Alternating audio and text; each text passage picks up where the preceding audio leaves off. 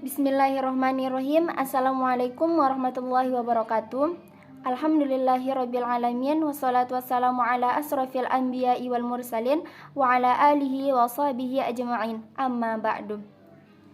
Perkenalkan, nama saya Jannatul Aini, NIM 190104095. Saya dari kelompok 6. Saya akan mempresentasikan makalah saya yang berjudul Spermatopita. Spermatopita atau tumbuhan biji. Tumbuhan biji merupakan golongan tumbuhan dengan tingkat perkembangan filogenetik tertinggi, yang sebagai ciri khasnya ialah adanya suatu organ yang berupa biji, dalam bahasa Yunani yaitu sperma. Gymnospermae. Gymnospermae adalah kelompok tumbuhan berbiji terbuka di mana bakal biji tidak dibungkus oleh daun buah. Ciri-ciri Gymnospermae. Alat perkembangbiakan Gymnospermae memiliki strobilus, tidak berbunga dan terpisah antara tanaman jantan dan betina. 2. Biji Gymnospermae memiliki biji yang terbuka.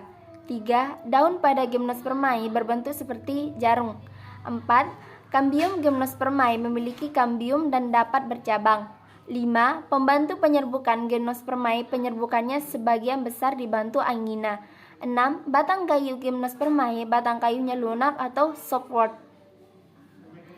Habitat Gymnospermae hidup mulai dari daerah tropis hingga daerah kutub dan dari daerah yang cukup air hingga daerah kering. Cichadophyta hidup di daerah tropis dan subtropis.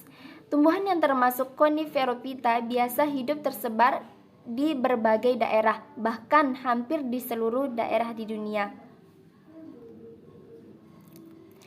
Beberapa kandungan dan manfaat Gymnospermae sebagai berikut. 1. Berfungsi sebagai antioksida untuk menekan radikal bebas.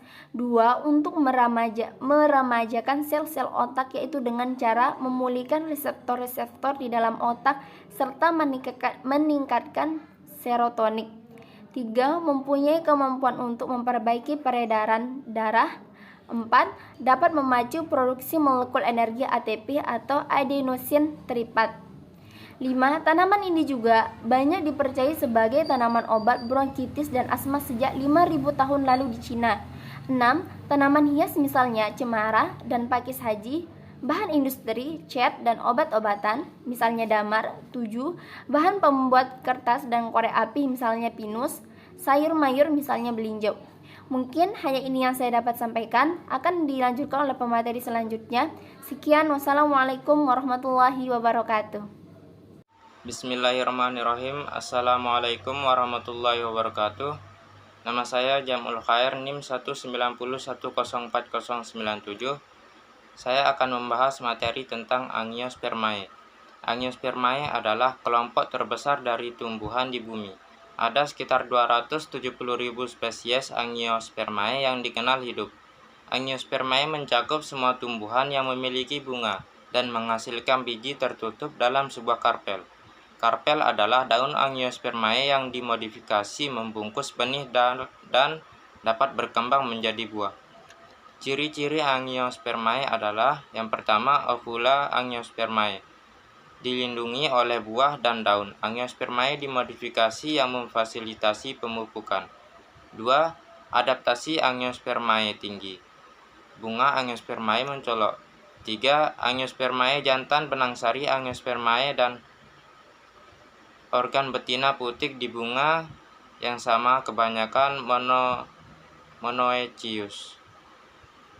Jenis Angiospermae dibagi menjadi dua kelompok tumbuhan sesuai dengan daun primer yang muncul saat berkecambah. Yang pertama, monokotil embrio Angiospermae hanya mengandung satu kotiledon, yaitu hanya satu daun yang lahir saat berkecambah. Angiospermae dianggap lebih berevolusi dan contohnya antaranya adalah bulbus, rumput, anggrek, dan pohon palen. Kedua, dikotil mereka adalah di kelompok tumbuhan Angiospermae mengandung dua dikotiledon, yang berarti bahwa dua daun akan berkecambah. Kelompok Angiospermae dianggap lebih primitif daripada monokotil. Mungkin hanya ini yang bisa saya sampaikan, kurang lebihnya saya mohon maaf. Wassalamualaikum warahmatullahi wabarakatuh. Assalamualaikum warahmatullahi wabarakatuh. Saya dari kelompok 6.